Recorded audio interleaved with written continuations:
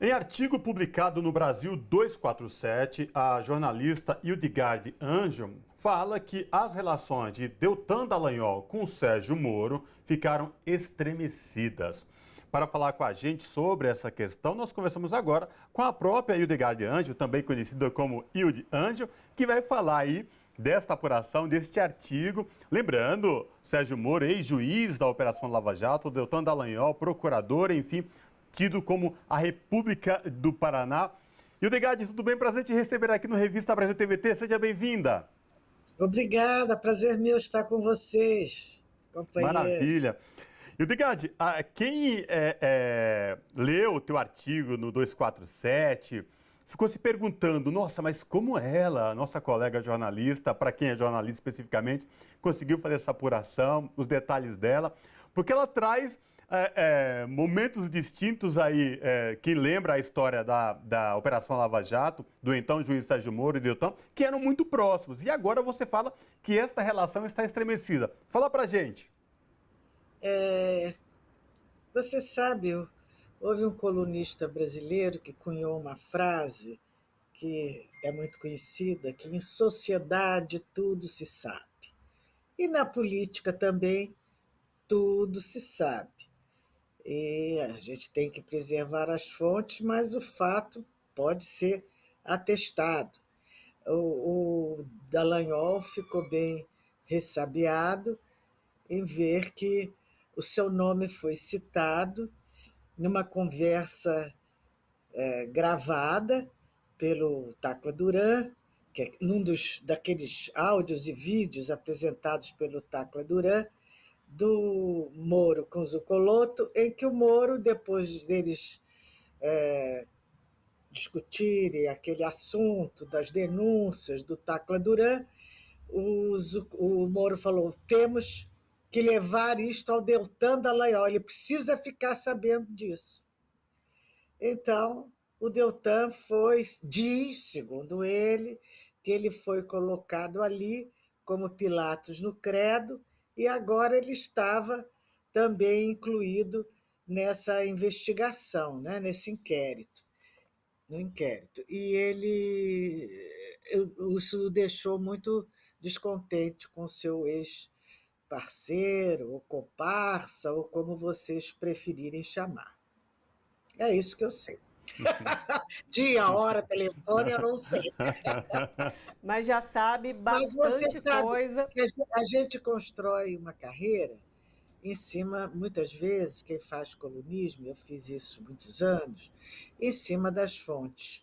E a gente depura essas fontes. Existem as confiáveis e as não confiáveis, né? Então é isso que firma, digamos, o conceito de um jornalista, que lida com fontes.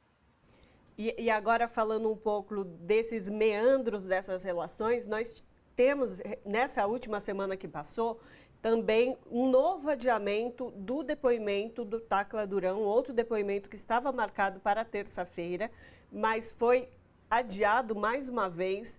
Ele que não está no Brasil e está com medo de vir ao Brasil, inclusive pela possibilidade de ser preso e nessa relação dessa possibilidade dele ser preso, tem uma relação também com o ex-juiz Sérgio Moro, com o ex-promotor Dallagnol. Gostaria que você pudesse explicar essa relação e o que Tacla Duran tem a ver com tudo isso.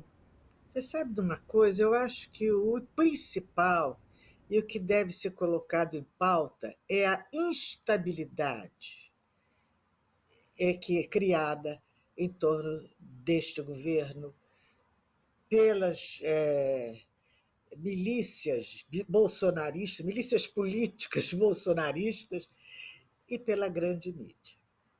Eles criam esse clima de insatisfação, de instabilidade, praticamente cultivam na mente dos brasileiros de que o governo não está dando certo, de que o governo é ruim, de que o governo vai sofrer um golpe. E isso é diuturnamente, é uma ação implacável. Então, não há como conciliar com essa mídia corporativa e não há como conciliar com os egressos do governo do Bolsonaro ou com os antigos aliados de Bolsonaro, porque não existe conciliação. Desde o início da República, a gente vem sofrendo golpes e ataques, tudo inspirado num fictício comunismo. Usa-se desse inimigo fantasma como um argumento para capturar as mentes, amedrontar os brasileiros e promover golpes e desestabilizar governos.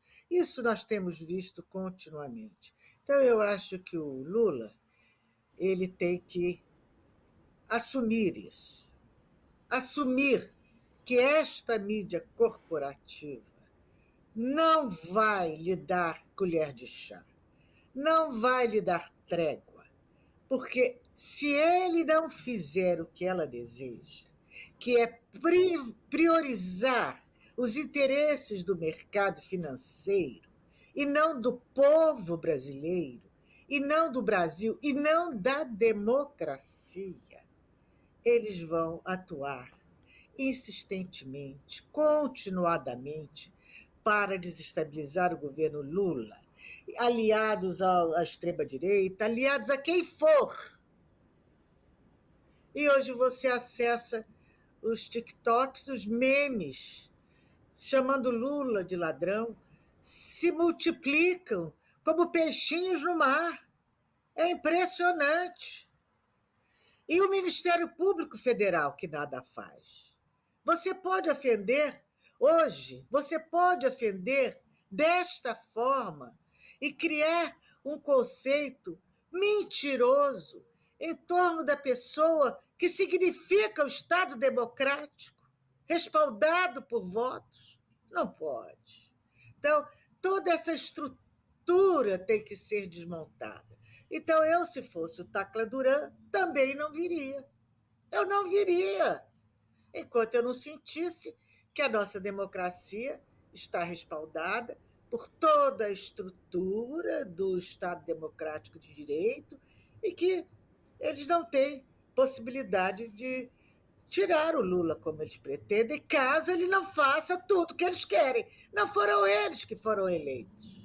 Eles foram eleitos à revelia dos seus desejos. O Lula. O Lula foi eleito à revelia dos desejos dessa direita inescrupulosa. É isso que eu acho. Agora, Hildegarde, o que chama a atenção também, ainda no caso do ex-juiz Sérgio Moro, hoje parlamentar, e do Deltan Dallagnol, é que quando era juiz, quando surgiram as relações de depoimento do Tacla Duran, esbravejou, falou que reclamou que não foi ouvido. Mas esse processo legal que ele tanto reclamou quando do depoimento do Tacla Duran veio à tona e foi divulgado, na Operação Lava Jato ele esqueceu-se de cumprir exatamente isso que ele reclama agora lá atrás no passado, né? E não só ele, como o próprio Deltan Dallagnol. Você sabe que isso não é surpresa, né? Para mim, eles são mistificadores. É uma dupla, o gordo e o magro. Eles são mistificadores. Eles são criadores de versão e não de fato. Eles não têm prova, eles têm convicção. Então, eles estão no papel deles. O discurso vai mudar de acordo com a conveniência, como o discurso do Moro muda continuamente e as suas posições políticas, de acordo com a conveniência do momento ou do que lhes satisfaça mais. Então, o que eles fazem, falam, ou dizem, ou argumentam, eu nem entendi como é que eles foram. Foi em cima da mentira que eles foram eleitos, dessas mentiras, em terreno que não é um terreno sólido, é uma areia movediça que vai enterrá-los, que vai sugá-los, porque eles não têm nenhum argumento consistente. Todo momento o argumento deles se transforma. É isso. Agora, no artigo da senhora, a senhora menciona também o agora ex-ministro do STF, Ricardo Lewandowski, sobre os últimos dias dele como nesse posto de ministro, e eu gostaria de ouvi-la sobre isso, ouvi-la sobre qual foi a atividade dele nesses últimos dias como ministro do STF em relação ao processo de Tacla Duran, né, que envolve Tacla Duran e Sérgio Moro. Eu acho que ele é um Lewandowski, que foi o ministro do Supremo, que honrou a sua toga e que realmente fez um trabalho respeitável no Supremo Tribunal Federal e concluiu com chave de ouro. Ele concluiu deixando elementos, criando uma situação de que tudo isso sobre a Lava Jato se esclareça, porque a Lava Jato foi uma mentira. Então, são muitas mentiras que nós temos para esclarecer, né? E até, por exemplo, eu, pessoalmente, até hoje acho que o Brasil merece detalhamentos, explicações, apesar da justiça já ter se colocado e decisão judicial não se discute, mas sobre a facada do Bolsonaro. Acho que a população brasileira, porque quando há dúvida, o interesse de esclarecer a dúvida é da própria pessoa, é do próprio Bolsonaro, da própria. Não é com palavrões, com agressões, como ontem fez seu filho Eduardo, lá no Congresso, na Câmara Federal, que você argumenta. Não. Acho que tem que haver sobriedade, bom senso. E por que até hoje o esfaqueador, o suposto, ou o confirmado esfaqueador, do meu íntimo, eu considero, vocês não precisam considerar, isso é a minha opinião. Por que ele, até hoje, não foi ouvido, nunca falou à imprensa? Por quê? Por que ele foi completamente isolado, não podendo nem receber advogados durante anos? Que regra, que exceções são essas? Nem o Lee Oswald, dos Estados Unidos, teve esse tipo de aprisionamento mudo. Então, eu acho que isso tem que ser esclarecido para não haver dúvidas, para não restar dúvidas sobre nada. Agora, quando você fala, Edgard, da falta de civilidade desses políticos de extrema-direita, de não respeitar o diferente, de não saber dialogar, e aí o único artifício é gritaria, xingamento, pregação de ódio, de violência. Que mundo que a gente vem vivendo nos últimos 5, 6 anos, né, com tanto ódio, com tanta perversidade no que diz respeito ao tratar o diferente. Como é que é para você conviver com tudo isso? Você que é um jornalista experiente, Edgard. Olha, eu acho que nós é que estamos no Brasil irreal. Eles criaram este Brasil real, que é um Brasil virtual. Entra no TikTok. Veja a quantidade de memes e paródias que eles fazem. Eles criaram outro. E que é um Brasil muito mais atraente, porque eles criam isso com muita competência e com muito domínio daquele universo virtual. Na verdade, nós somos um país em que as gerações jovens foram se sucedendo, sem história, sem memória, são gerações de poucas letras, de pouco interesse sobre o passado vivido pelo Brasil, pelo povo brasileiro, e sem apego ao país, sem apego àquele negócio do complexo de vira-lata. É um fato, ele é cultivado. Isso também é um projeto. Isso também é um projeto que interessa ao domínio do Brasil, ao domínio das mentes. Então, é esse Brasil que prepondera. É o Brasil falso, o Brasil da mentira, o Brasil que leva o brasileiro a punição perpétua de ser um subdesenvolvido, de ser um pobre, de quando escolhe uma profissão ou uma atividade, não escolhe por sua vocação ou talento, escolhe porque aquela atividade, aquele bico, aquela função vai lhe proporcionar sobreviver. E isso também é uma forma de tortura, de sacrifício que se estabelece com o povo brasileiro. Nós queremos um Brasil dentro daqueles padrões que o brasileiro merece ter. É isso. E, Hildegard, para encerrar aqui nossa conversa, gostaria de ouvir a senhora sobre há processos no STF que podem retirar o mandato de Dallagnol, porque são processos aí que o retirariam dessa condição de deputado federal. Diante desse cenário que a senhora coloca, qual que é a expectativa da senhora sobre esses processos? O que a gente pode esperar?